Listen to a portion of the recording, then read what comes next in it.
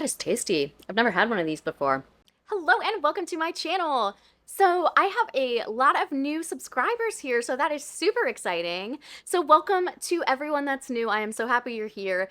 I got a lot of new subscribers from these two videos that I did that were a little different. So hopefully you guys like my regular content too, even though I definitely plan to keep mixing in different kind of formats. But today I'm gonna do a November TBR. So I'm really not a big TBR girl because I never stick to it. Like, with the best of intentions, I really don't do it often. So I have a lot of NetGalley books that, like, are way overdue. You know, it's been a rough year. So for all the newer people, my dad passed away just about 2 months ago. So it's been a pretty, like, rough year. I've gotten really behind, but that's, no excuse. I do want to catch up. So I'm going to try to finish out this year with the ones that are, still to come to be published this year. And then at that point, I'll catch up. I don't have too many on NetGalley, but I also have a few books that I'm just like really excited to read. So let's just get started and I'll tell you about them. So these first two are ones that I actually do have on NetGalley, but I was also sent physical copies by the publisher, so thank you to them. But I figured I would just show you the book instead of putting a picture on the screen. So the first one is The Christmas Countdown by Holly Cassidy. So this author wrote a book called The Christmas Wager last year. Her actual name is Hannah Mary McKinnon, and she generally writes thrillers, but she writes holiday romances as Holly Cassidy. And so the book she wrote last year, I really, really loved. And I was so excited to get a copy of this one from Putnam Books. This is out already though. So I actually just started reading this today. It's about a woman who was broken up with in like a terrible way, but she still works with her ex-boyfriend and he is now engaged.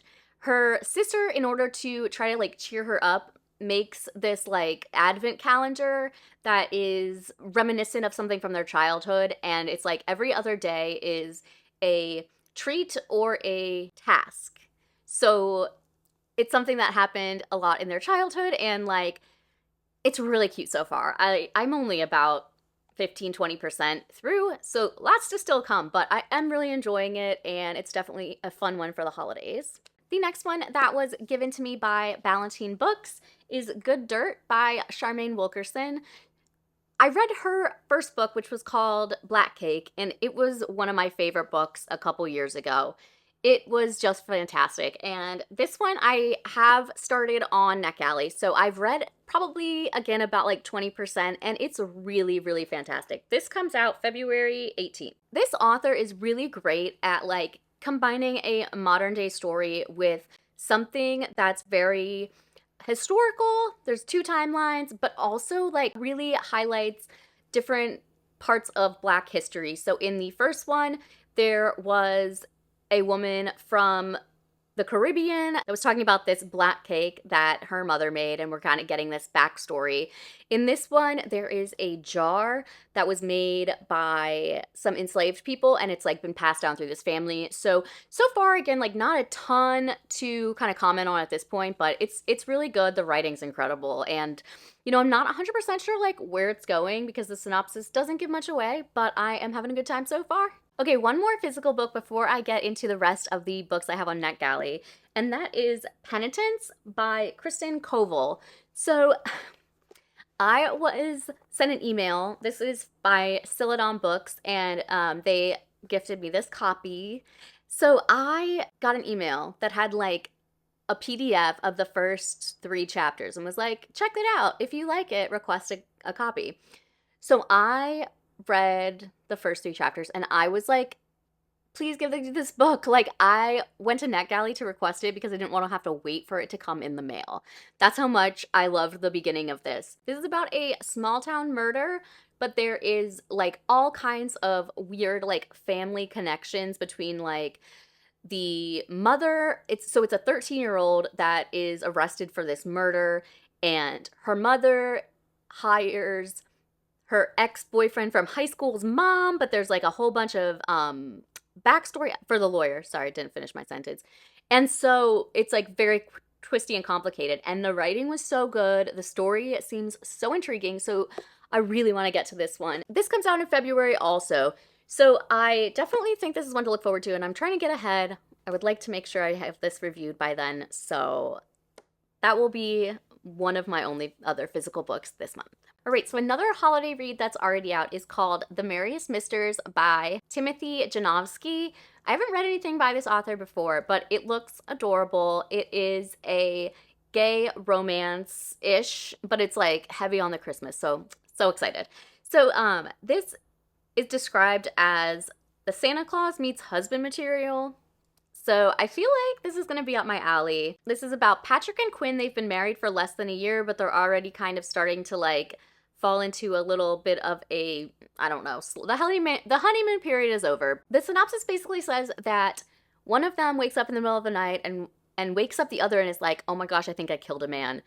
They didn't, but he knocked out Santa when he thought it was a burglar. So they have to basically do Christmas. They have to get all the elves and not the elves. They have to go to everyone's houses and give them all the presents. So like very Santa Claus-esque. Then when this is all said and done, they have to assume the roles of Santa Claus and the Merriest Mister forever, or Christmas is canceled permanently. Christmas is canceled. So this is definitely like, a little fantastical, and I just think it's going to be so cute. I do love the Santa Claus, and I don't know.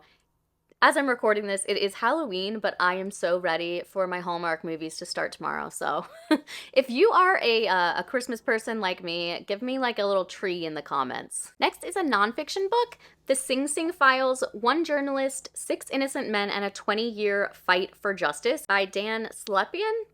So this is a nonfiction, like I said, about a Dateline producer who receives a tip from a Bronx homicide detective that like ends up changing his entire life. Two men were serving 25 to life sentences for murders that the detective knew without a doubt they did not commit these crimes. So he began an investigation and basically he got these men freed. And then he did it a couple more times because he was just, so horrified by the way the justice system works. And when they get it wrong, it's like pretty devastating. And this does only have 591 ratings on Goodreads, but it has 4.7 stars, which is crazy high. So I think this is going to be awesome. This did come out in September, so I'm late on this one, but it sounds incredible and I'm definitely planning to get to it. Back to my Christmas books. Now, okay, this one is very embarrassing. So it is A December to Remember by Jenny Bayliss. This is actually a Christmas book that came out last year that I still have not read. That is on my NetGalley. But on the same note, I actually have a copy of her this year's Christmas romance release, Kiss Me at Christmas, and this was also sent to me by Putnam. They know what they're doing with the Christmas books. So yes, I guess I was wrong. I have one more physical book that I'm planning to get to. I can't get enough of these Christmas books at Christmas time. And I also just saw on my Kindle that I have another book that I haven't read. This one I actually purchased, Meet Me Under the Mistletoe. I guess this was like 3 years ago. I don't know. But so I'm planning to read 3 books by Jenny Bayliss in the month of November.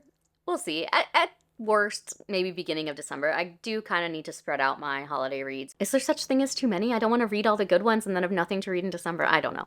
And the last 2 books that I would really like to finish are And So I Roar by Abby DeRay and By Any Other Name by Jodi Picoult. So these are both books that I have started and just not finished. I feel like I just was not in the right headspace for either of them. And So I Roar was kind of just not doing it for me. And again, I don't know if it was the timing or if it's just not quite as good as the first one. This is the sequel to The Girl with the Louding Voice, which I loved. Both of these came out, I think, in September, so I am behind, but I would ideally like to finish both of those because I do think that like these are the kind of books that like once I get into it, I will love it, but it's just maybe slow to start with. And I do have both of those on NetGalley. I did forget to mention, part of my big push to get all these books read on NetGalley is that November is my vacation month. So I will have 3 weeks off work, and one of those will be spent in Joshua Tree, California with my husband for our anniversary. So I don't really want to carry a ton of books with me. I'm thinking maybe 1 at most. These are all paperbacks, so maybe 2. and then my Kindle. We do a lot of relaxing out there every year when we go for our anniversary, so I'm planning to get through a lot. Plus, I live in Philadelphia, so it's like a 5+ hour flight out there. Gotta be ready for anything. And I'm sure you all know the feeling of never wanting to be without a book. Just, you can't do it. So that is like my manageable-ish type TBR for November. We'll see what happens. Let me know in the comments one book that you are looking forward to reading this November. And if you like this video, please give it a thumbs up. If you haven't subscribed, I would love it if you would. And I will see you in the next one. Bye!